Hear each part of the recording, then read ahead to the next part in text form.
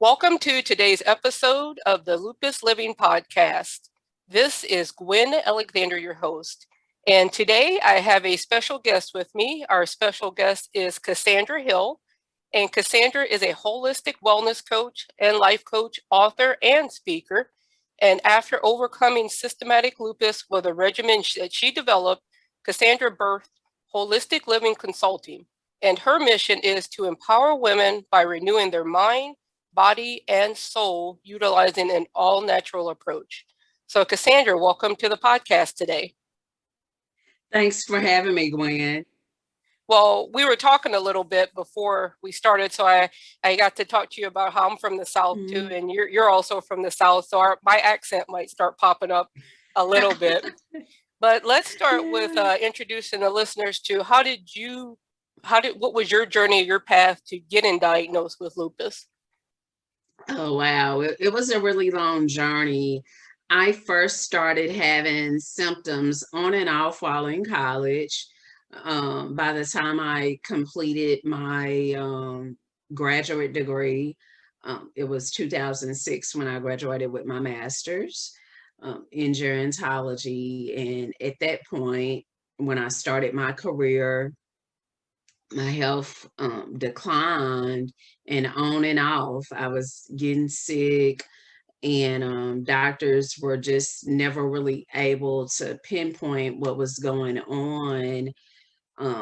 That started in 2007 is when the major symptoms started, and I didn't get diagnosed until 2014 actually. And when I got diagnosed, it really was a effort in me requesting all my medical records and doing my own investigation. And in doing that investigation, looking at my medical records along with the symptoms I was having, I thought, well, it seems like my body is attacking itself. And we know that that's what an autoimmune disease does. Any type of autoimmune disease, your body is attacking itself. And so with what I had going on, once I started doing my research on lupus, I was like, I think I have lupus. I'm really not quite for sure why this hadn't been explored. And so from there, I went to my doctor and requested an ANA test. And I know for the lupus out there, the ANA is a determining factor along with the symptoms you have going on. So had the ANA requested, and before I could get the results from the doctor, I ended up, one day I woke up and I couldn't move. Whoa. Yeah. Just joint. I know my lupus out there can relate to the joint pain. My joints were so to where I could not move. So got to the hospital and they did the ANA test, and of course it came back positive, and then from there I was diagnosed with systemic lupus.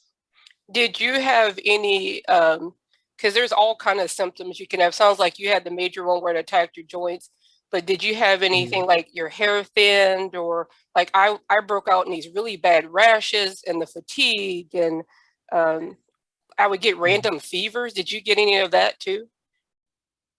Oh, well, I dealt with the fatigue, dealt with on and off having respiratory issues. However, as a child, I had asthma, so never really, I just thought maybe I was having not like an asthma attack, but just some respiratory distress. But come to find out, it was just lupus affecting that as well. I would get occasional rashes, but at that time I didn't know about the butterfly Yeah. rash. And I've always had sensitive skin. Even as a child, I always had sensitive skin. Had to really pay attention to the products I used. Um, but yeah, I had a because along with, sometimes lupus brings friends Yeah. along with it. And so for me, the friends that came along was fibromyalgia. Ooh. And then one condition that people may not be as familiar with, APS, antiphospholipid syndrome, which is autoimmune blood disorder. So for me, having that, it definitely affected, because I was always anemic. Had been anemic for a long time, and See, that was actually one of my questions to ask you was, or do you have any other autoimmune diseases? Because it seems like you said you don't just have one. I think I have 4, 5, and I just learned asthma is actually an autoimmune disease just a few years ago, and I've had it for several years too. So it's almost like my body was primed to, hey, we want to attack you, or I want to attack you. But that's not the first thing I think your doctors think of is, oh, you have lupus, or because yeah, your symptoms are not always at the same time.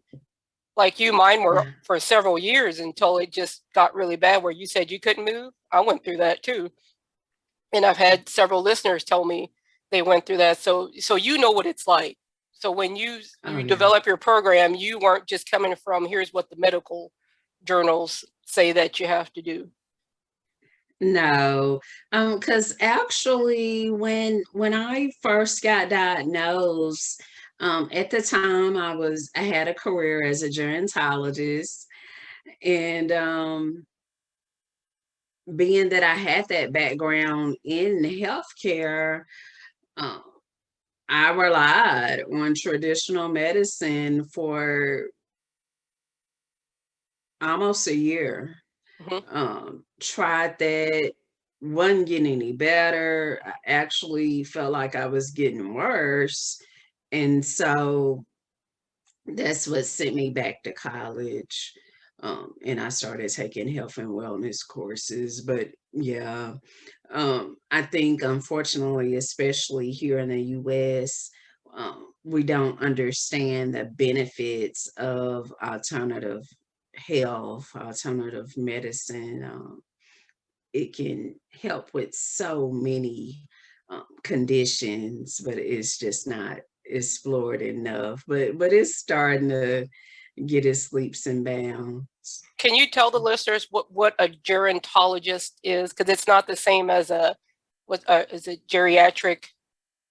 Uh, yeah. Yes. The difference between a gerontologist and a geriatrician, me as a gerontologist, I have my master's degree, and so I do specialize in aging, but when you think geriatrician, that's a doctor, that's a medical doctor that is focuses solely on medicine with the aging population. Whereas with a gerontologist, we study, yes, we do study the physical aspects of aging, but we also look at the other aspects like psychological, emotional, social, where it's a more well-rounded view of the aging process instead of focusing solely on medicine. One of the things you mentioned also was about how in the U.S. sometimes alternative medicine might not be utilized, and I'm one of those that I think they can work together. They both have their Yeah. place, and I Hmm. understand, like my doctor, that's his specialty. But for me, alternative medicine isn't just like some people think of taking natural supplements. I mean, to me, it's what kind of self-care are you doing? Are you getting your rest? Do you notice you need more sleep or less sleep? Do you know things like that? Or you can eat this and you can't eat that, and it makes your body just flare up. So it's not just the pill part, or take this supplement with it and then you're cured. One of the things I wanted to ask you also was, since you're a coach, and you talked about the mental health part of it, did you deal with like depression from your diagnosis, or just that feeling of, why should I even try? This disease is going to probably take over? Because I think that's a lot of it that's hard for people with lupus to deal with. Who do you talk to? What do you do? Yeah. I mean, did you deal with that? For me, like I said, I went misdiagnosed for so long, and along that time with the diagnoses, I became pregnant a few times and lost some babies along the way. And so by the time that I got the answer, for me, it was a relief, because I felt like that I wasn't taken seriously with healthcare practitioners, several healthcare practitioners. I didn't just go to one doctor. So for me, it was just like a relief. Okay, wow. Okay, now I know what it is, because I knew something was wrong and I just didn't know what. So it was a sense of relief in that regard. Losing my career, that was really tough.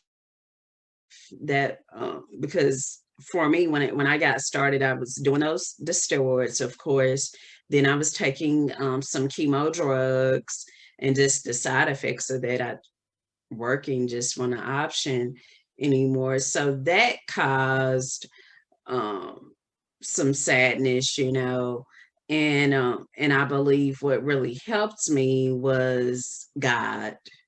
Um, I am a Christian, and just every day praying, and reading the Bible, because yeah, it was a really lonely time. It was a challenging time, and those were some things that really helped me through just um, my faith. Yeah, I think sometimes, especially when you're in that, if you're going through the pain part, it can get discouraging, because it feels like, is this going Yeah, to be my all the time? And it's not all yeah, the time. So the times I do feel good, boy, it's great. It's, when nothing's hurting.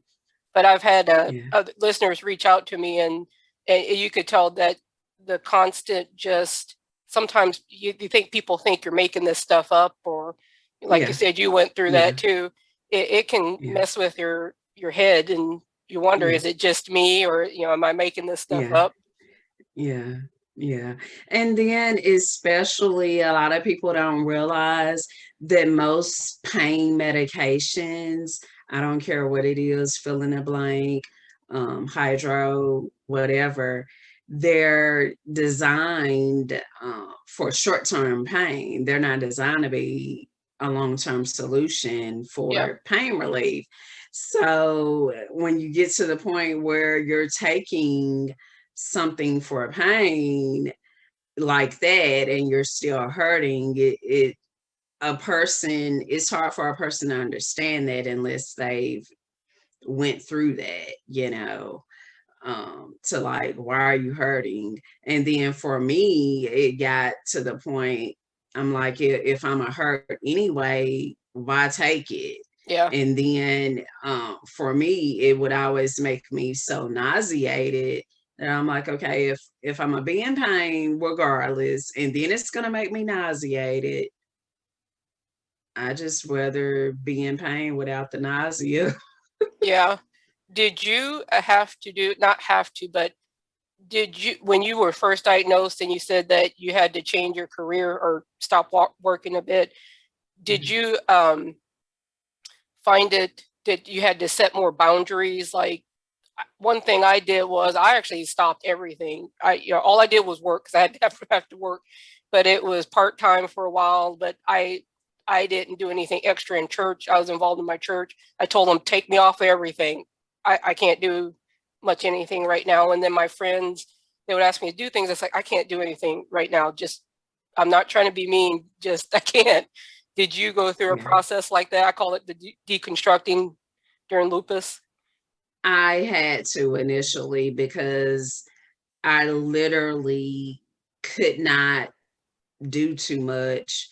The joint challenges, I ended up developing for a while there. I had costochondritis, and that's basically when you have inflammation in your rib cage. And I couldn't do anything. I Yeah. literally could not do anything. I couldn't go to service. I could nothing. My life consisted most days laying in a bed. I would get up to bathe, shower, that sort of thing, but And I thank I you for didn't. sharing that, because Yeah, I want people that, especially even if they're not newly diagnosed, to understand that happens sometimes, because I think we feel that's not normal. You got to take time to figure out what is going on and give your body time to heal, or figure out how to yeah, heal. So yeah, I thank you for sharing that with us. yeah. Now, Yeah. what kind? Oh, go ahead. Sorry. No, I was just thinking that was a really dark time, really dark time. Well, like I said, thank you for sharing that, because I think that's what helps a lot of people that live with this disease, is to know they're not the only ones dealing with that kind of stuff, and that you can get through it. That's the other thing, is look at Yeah, where you're at yeah, now. yeah. All things are possible with God, I tell you, because I went through that, and honestly, um, you could imagine how depressing that is to go from having a career that, into laying in bed every day. And one day I woke up, and I said, I'm tired of being sick. Yeah. When I thought that single thought, days later, is I know it was just God. I had a lady reach out to me. She was a nutritionist who needed a gerontologist for a project. And so I normally would do contracts with various organizations. And so when she reached out to me, I told her, I said, sure, I'm open to doing the project. However, I have some health challenges going on right now, so I'm gonna need extra time. And so I just told her, all these things I needed in order for me to do this. And she agreed, and she was like, well, have you done anything different with your diet? I was like, well, no, not much. And she made some suggestions. I went on with those suggestions, and I did notice a difference. And Yeah. so with me noticing that difference, I thought, well, why not deep dive even more into this? And so that's how I ended up back in college, and started taking those health and wellness courses. And I'm here to tell you, after a few months, I went back to the doctor. I knew I was feeling better, but I didn't realize I was in remission. I went back to the doctor because I was getting transfusions as well. I went back thinking it was going to do our same old routine. And they did my lab work as usual, and everything was normal. Everything. My ANA was negative. My hematocrit and everything was normal. The doctor was like blown away. He was like, what you're doing? And I'm like, well, I'm doing some natural stuff. up. I know I'm feeling better. I didn't realize it was to, that extent. Um, and I share that to anyone out there who's suffering with lupus, whether it's systemic lupus, like what I was dealing with, or another form of lupus, nephritis, or discoid, whatever. Just know that you can get better. It is possible. It is possible because literally, when my thoughts became of a mindset that I wanted to get better, things started shifting in my life to where I ended up getting better. So the power of the mind is stronger than anyone has ever taught us. The power of our mind. Oh, it is. I have another podcast I do. It's more about weight loss and your health. But a lot of what I talk about on there is not food and exercise. It's more about the mental aspect of it. But even with lupus, when I got out of the hospital, because I was diagnosed in 2017, I was like, I'm going to figure this out. I knew it wasn't going to be easy. I'm not telling anybody, you do this in 6 months and then you feel like the best you've ever felt. It took me about 2 years of, like I said, taking stuff out, figuring out how far I could go, what foods maybe I had to stop, eating because it did make me feel bad, or, what kind of sleep, how much sleep do I need? So it was a process, but it got to the point where I was like, I'm going to figure this out. And, it got figured out. One of my friends even said, she was like, Gwen, I can't believe you accepted this so fast. And to me, it was like, well, the sooner I accept that I have it, the sooner I can start working on this. Yeah. That was just my mindset of, what's denial going to do? Nothing. Yeah. If anything, just make it worse, for people out there who has it, don't let lupus define you. I consider myself a lupus thriver. I'm still in remission. I've been in remission 5 years now. But even before that, before I got that blood work saying negative ANA and all these different labs that normally get done through your doctor or rheumatologist or whatever healthcare provider you use, I was ready to get better. And because I wanted healthy started coming to me, so just be open to wanting better in your life, a better physical health, emotional health, spiritual health. Just be open to that, and I guarantee you, if you want it, you'll get it. Do you think when that nutritionist made that offer to you, that was kind of like your spark to, well, you had already decided I can't do this anymore, but you could have said no when she'd offered that, which if you would have said no, might not have led you on the path that you went. Just think if you would have said no at that moment, because like, well, no, I don't, I have this disease that it makes it hard to do these things. And I'm glad that she was willing to work with you on it, that she saw that, hey, I could get some value from her, but it sounds like that was your spark to get you going in that direction. Yeah. Yeah, after I thought that I was tired of being sick, yeah, it was definitely because it was literally not even a week. It was just a few days later, her and I connecting and never knew each other prior to the had paths had never crossed. So I could definitely say yes. Um if you think on some long enough, I guarantee you it'll manifest in the natural. Yeah, I've done that before too. It's like, wow, how did that work out? Oh, I was thinking about that and working on it for a while. Your subconscious, I think it's like, okay, this is what she wants to do. We got to figure out how to get it done.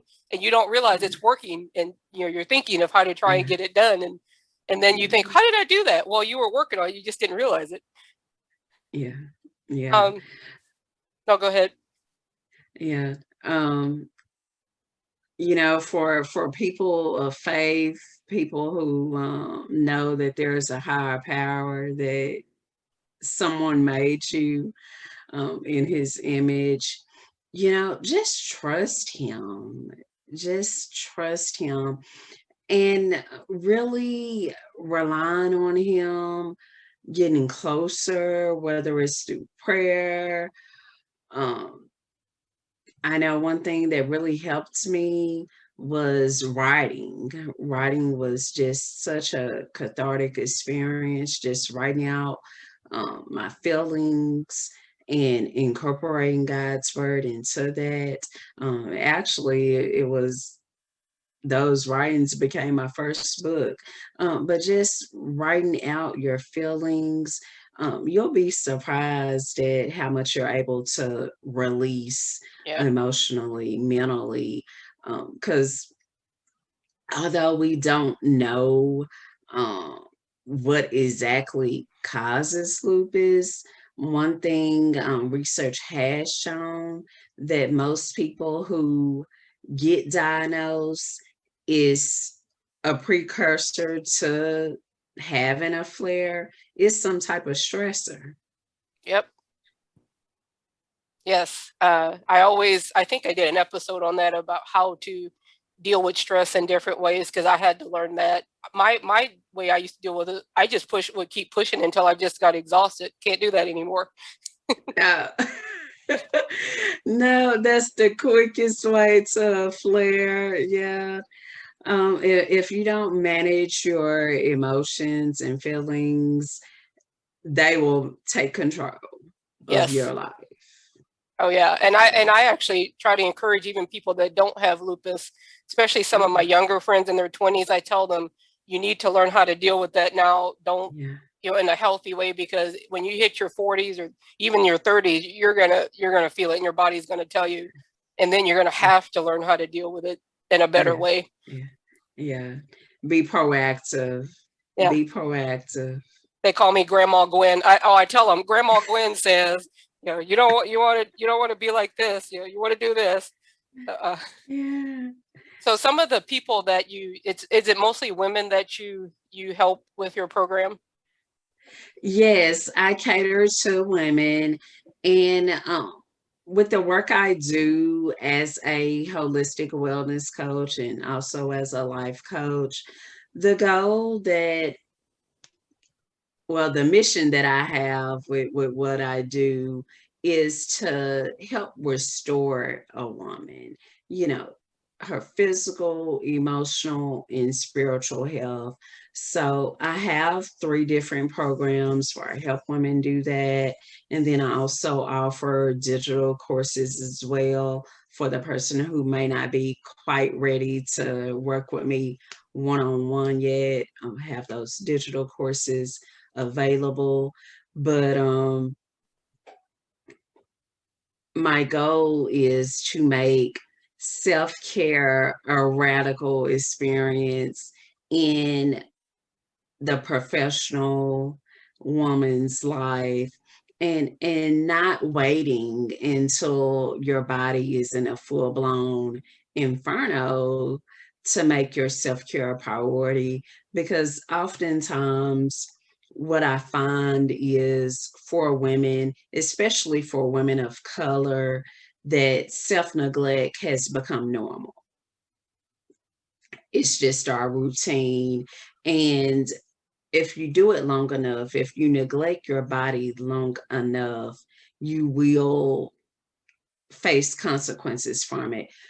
If it's Even if it's not, lupus or any type of autoimmune disease, there will be other negative consequences where you may not be as productive in your business, career, or in your personal life, because if you're not taking care of yourself, you're not able to 100% 100% or effectively manage any other area of your life either. So eventually it will impact your relationships with your loved ones and affect your career professionally, business, or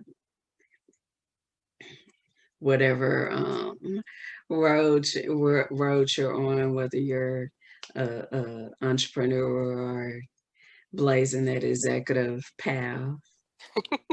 Yeah, I recently got promoted last year to an officer position, and my duties are a little different, but that was one thing I had learned when I got diagnosed with lupus, is about how to handle where it's not always work, because it feels like I'm always on, always having to work. But like yesterday, I took today off actually, and yesterday I was like, well, if I stay another hour later, then I could get this done. And that little voice said, Gwen, it'll still be there. It's not going anywhere. It's like, yeah. Yeah, And so I was like, okay, yeah, I'll leave and go home and relax now. But yeah, it's still that thing of, you got to keep working, you got to keep working. yeah.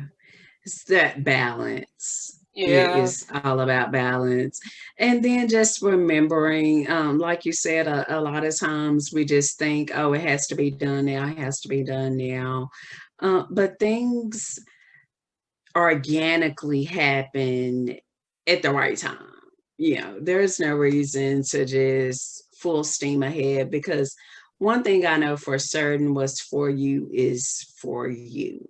No one can take it away from you but you. Or if it's something that God doesn't desire for you, that. Um, but other than that, because a lot of times we've been taught a lie. We've been taught, um, and I'm saying this to all my women of color, we've been taught that we have to work 10 times as hard to get the promotion, or even once we get it, to keep it. And that's simply not true. It's not true. Well, thank you for saying that. I needed to hear that today. Because what ends up happening, we do that to ourselves, and eventually we get burnt out. Yep. We get burnt out. I was reading a statistic from Forbes, which was somewhat surprising to me. And the stat read that right now, 42% of new businesses are started by Black women. Wow. And so right now, Black women are almost half. We're almost at half of new business owners. And I believe part of that stems from working in corporate America, because most of these women who are starting new businesses are leaving corporate world. And a lot of times what's happening to us, where I could use myself for example, you did corporate for so many years, year after year, and you may be in management, but you're not at the C-suite level, you're not a executive, and you've been putting in hours on top of hours, and you've done that to the detriment of yourself. Mm-hmm. And even after doing all that, you're still not at the position you desire. So the next step is start my own. But in either way, if you decide that, hey, I want to stay in the career, that cheers to you. Or if you decide, hey, I want to branch out and have my business, great. But to be successful in that, you must take care of your most valuable asset, which is your body. If you don't, look at our past. Look at Madam C.J. Walker, first Black woman millionaire that we know of, who died at an early age. She had so much life, could have had so much life, died at an early age. And from what we can gather, what her story, from what we can see from her story, she wasn't taking the best care of her body. Hmm. So, regardless of if you're building that empire and you've got the six figures, the seven figures, that's great. But be here to enjoy it. No, I like that you said that, because I think people with lupus are maybe looking for opportunities to where they can control their hours, better than maybe going to a. I'm not saying going to a job is bad. I have a job too, but but depending on the degree of severity of their lupus, they working from home might be a better option. So, but they still have to remember, I can't just go while I'm trying to build this business, whether it's Yeah. a main business or a side business from their other job. Do you find that there's maybe a common thread among the women that you help, that it seems like they struggle with that, or that has pushed them over the edge of now they're at a point where there is no balance? Their bodies are shutting down, like you said. That I like the analogy of the inferno. Their bodies are way out of Yeah. control. But do you find there's maybe a common theme among the women that you help with that? I would say most of the women that I encounter are generally professionals, whether they're whatever industry. They're educated women who built a career. Some may be a business owner, but they've built the career or the business. And a lot of times they've been so busy, focused on that. And then for most women, you have children that you're responsible for, and you want to make sure that they have the best opportunities available to them, to where that's been their main focus for so long that now they feel like, okay, I need to do something before I just lose it. And it may not be physically to where that a lot of times might not have an autoimmune condition, but the mental stress, just how it's affecting them psychologically and emotionally is what has them ready to make a shift. I like that. Something too. This is kind of for you personally, but also maybe when you help the women that you coach. Physical activity. That's something that's very hard. I don't care what type of autoimmune condition you have. It seems like physical activity is one of those questions I found a lot, or things I read. But what can you do when you're hopefully you're not so bad that you can't move. But if you have joint problems, and like right now my knee is bothering me, so walking, no walking right now. But sometimes I can do things in chairs. I can sit and do a chair workout. But what kind of physical activity do you do personally, or even maybe you help the women that you coach with? Personally, I love to walk. I do that pretty regular, as long as the weather allows me to do so. I like to walk. I also do yoga. I got into yoga during this pandemic. Actually started taking some yoga training, Oh, wow. and really become fond of that. And one thing I do like about yoga, and for my loopies out there, yin yoga is simple. It's not just the whole matrix. And because I know sometimes people think yoga and your body is just I can't move in just some of those positions. yeah. Yeah, no. But yeah, yoga is much simpler. And there's so many YouTube videos for that you won't have a hard time finding yin yoga, and it's really good for beginners, and it would be something that I would recommend to anyone out there with lupus or some other autoimmune disease that affects mobility as well. Yin yoga is a good place to start. One thing I found, and I've actually heard some people with what they're calling long-term COVID seems to struggle with, is doing I call it the hardcore workouts, like the really intense ones. I Hmm. can't do that like I used to. It actually seems to tax my body more now, so I do more what's considered low impact. Uh, like maybe you're walking in place. I call it the 80s old school workouts. I can do those and be okay, but some of this high intense, I can't do it anymore. I used to do it before I got sick, but I noticed when I try to do it now, I'm just taxed.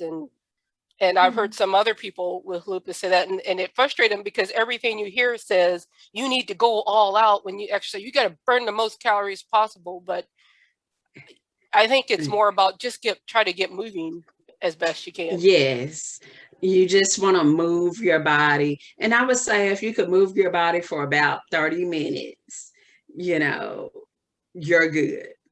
Yeah. Because I believe just moving the body, there's benefits in just moving your body. And even if I know sometimes I love to just put on some, I'm a 80s baby, so sometimes just putting on like some 80s 90s music and dance. And Yeah. maybe you do a couple songs and you might need to take a break and take your break and then get back at it, you know. Yeah. But just move your body. And like I said, I think it's a slow process. It took me a good 2 years before I could move pretty good, with the trying to figure out what my body could do. And I would hope that anybody that's listening wouldn't get discouraged by the fact that you hear they tell you to do these crazy, not crazy, but these intense workouts and you can't do them. Just do something. Get a YouTube video. Yeah, YouTube's free. I love YouTube. You can find yeah, anything on there. yeah, you can. You can. It is something there for you. And just focus. I remember when I first started walking, I kid you not, all I could do was walk around my block. That Hey, was it. But now I can walk like 2 miles and it's not even a big deal, you know. I remember one time I had a friend, we were supposed to meet up, and when he called I was walking and I was like, okay, I'll be there. um by the time you get there, I'll be there. And but he didn't realize I was walking. He just thought, you were at I home or guess, something. yeah, or driving or something. I don't know. But when I came up and we both got there at the same time, he was like, "You were walking?" I was like, "Yeah, I'm used to it now." So, you might be like me, where I started off just doing the corner, just sitting the block, and was like thankful that I could do Yeah. that. And now I can do like 2 or 3 miles and enjoy it, you Yeah, know? that's the other thing is enjoy what you do because I always say that to everybody. If you don't like doing it, don't do it. Find something that you're going to keep doing instead of something that you don't look forward to and then you're going to quit doing it. Yeah, yeah. And enjoy. And it's about lifestyle choices. I'll Yes. tell anyone lifestyle choices.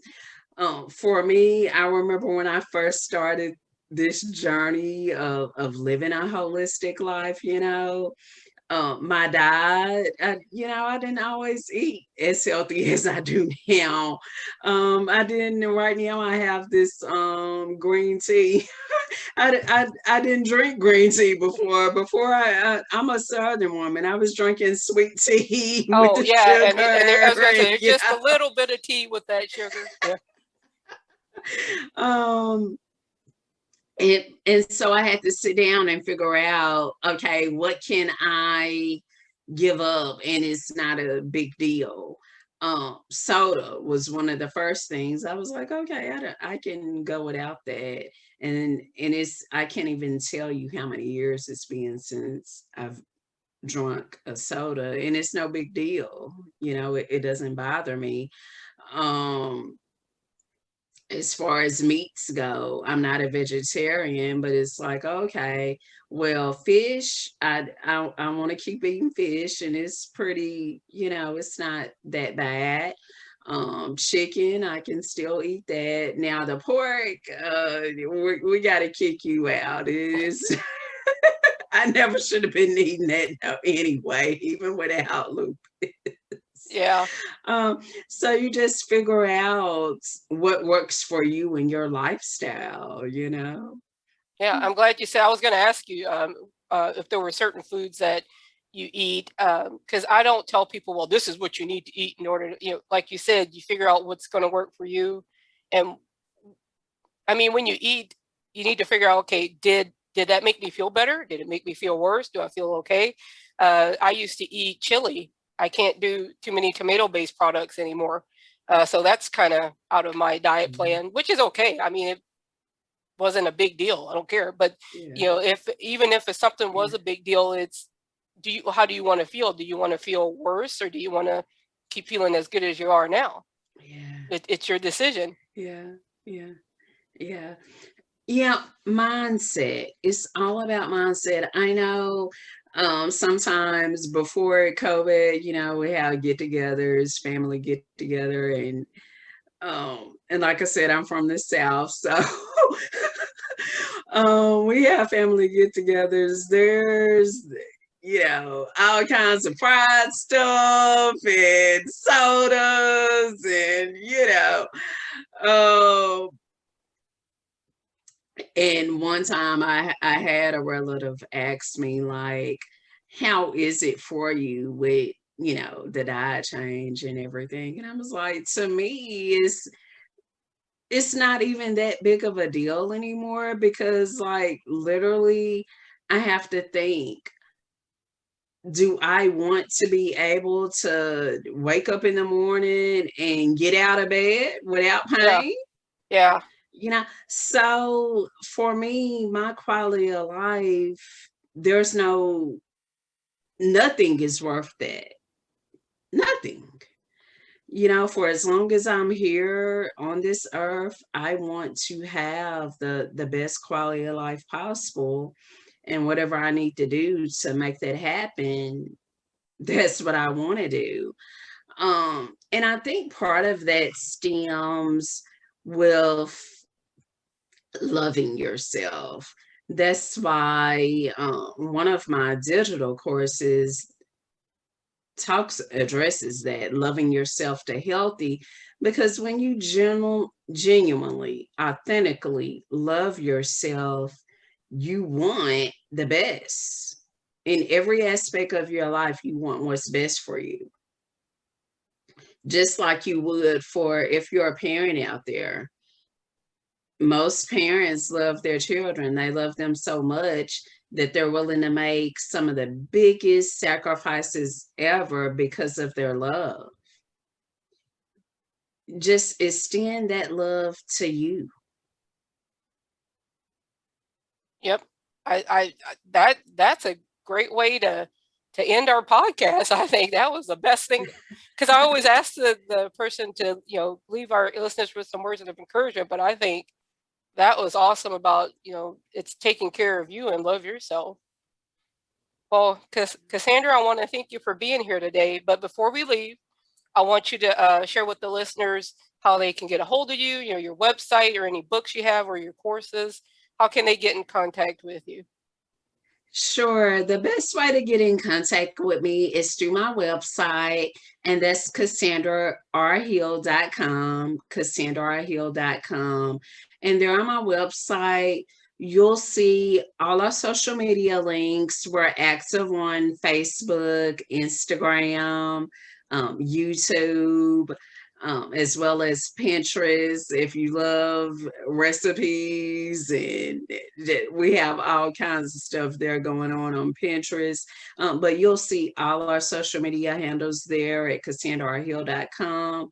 You'll also see the digital courses we offer, as well as my books as well. And for anyone out there with lupus, I invite you to, even if you're not for sure that, okay, I'm not quite for sure if I'm ready for a wellness coach, I do advise you to at least go to the website and join my wellness community, because I have so many resources that would be beneficial to you. So decide today that you're going to say yes to a better life, physical, emotional, spiritual, just a better life can be within your reach. Well, thank you again for being on the podcast, and I'll put all of those in the show notes so the listeners can reach out to you.